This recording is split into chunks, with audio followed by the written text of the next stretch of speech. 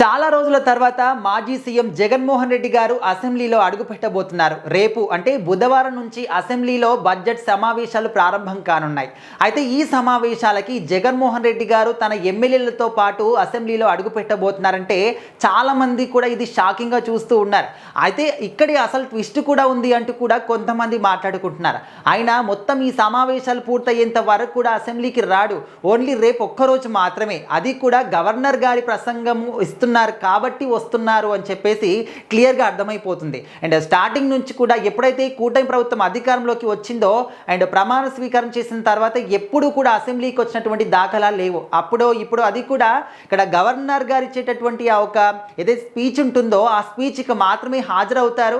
అది కూడా చాలా గొడవలు చేయడం కావచ్చు, లేకపోతే మాకు ప్రతిపక్ష హోదా కావాలి అని చెప్పేసి అక్కడ సభను మొత్తం డిస్టర్బ్ చేయడం కావచ్చు, నినాదాలు కావచ్చు, ఈ విధంగా చేసేవాళ్ళు.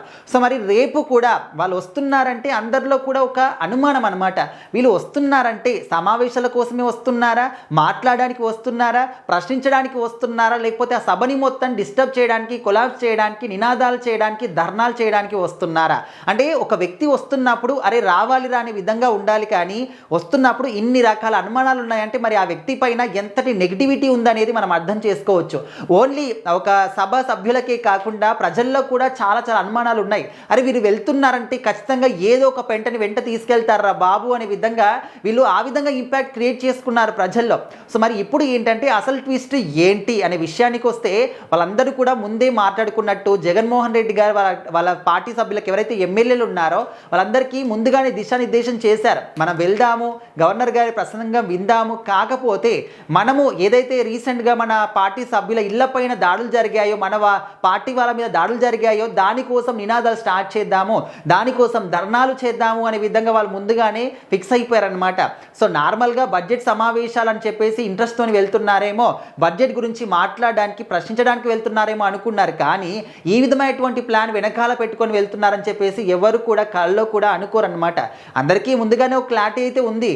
జగన్మోహన్ రెడ్డి గారు వస్తున్నారంటే ఖచ్చితంగా దాని వెనకాల ఏదో ఒక ప్లానింగ్ మాత్రం ఉంటుంది అని చెప్పేసి, ఆ ప్లానింగ్ మాత్రం ఇదే అని చెప్పేసి చాలామంది అనుకుంటూ ఉన్నారు. మరి చూడాలి, ఇటు అసెంబ్లీకి వచ్చిన తర్వాత జగన్మోహన్ రెడ్డి గారు ఏమైనా ప్రజా సమస్యల గురించి మాట్లాడతారా? ప్రజల గొంతుగా నా గొంతుగా చేస్తాను, ప్రతిపక్ష హోదా ఇవ్వండి, ప్రజల సమస్యల్ని నా సమస్యలుగా నేను భావించి ప్రశ్నిస్తాను, అసెంబ్లీలో నాకు ప్రతిపక్ష హోదా ఇవ్వండి అని చెప్పేసి చాలా సందర్భాల్లో చెప్పారు. మరి అసెంబ్లీలోకి వచ్చినప్పుడు, అది కూడా బడ్జెట్ సమావేశాలకు వస్తున్నప్పుడు ఖచ్చితంగా దాని గురించి మాట్లాడాలి కదా. సో మరి దాని గురించి ఏమైనా మాట్లాడతారా లేదా అనేది చాలామంది ఆసక్తికరంగా చూస్తూ ఉన్నారు. ఈ గొడవ కోసం మాత్రమే వెళ్తాడు అని చెప్పేసి కొంతమంది కుంట బదులు కొట్టినట్టు చెప్తూ ఉన్నారు.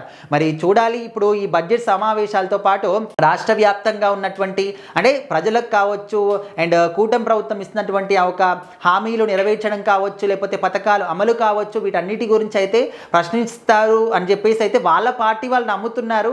బట్ మిగతా వాళ్ళందరూ కూడా లేదు, ఖచ్చితంగా ఆయన ఇలాంటి ప్రశ్నలు కాదు, ఆయన ప్రతిపక్ష హోదా గురించి మాట్లాడతారు, లేకపోతే వాళ్ళ పార్టీ సభ్యుల గురించి మాట్లాడతారు, లేకపోతే నినాదాలు చేస్తారు, అంతకుమించి ఏది ఉండదని కొంతమంది. మరి మీరేమనుకుంటున్నారు? జగన్మోహన్ రెడ్డి గారు తన ఎమ్మెల్యేల అసెంబ్లీలోకి అయితే రేపు రాబోతున్నారు. మరి వాళ్ళు ఏం చేస్తారని మీరు అనుకుంటున్నారు? ఖచ్చితంగా మీ అభిప్రాయం ఏంటో కూడా కామెంట్ చేయండి.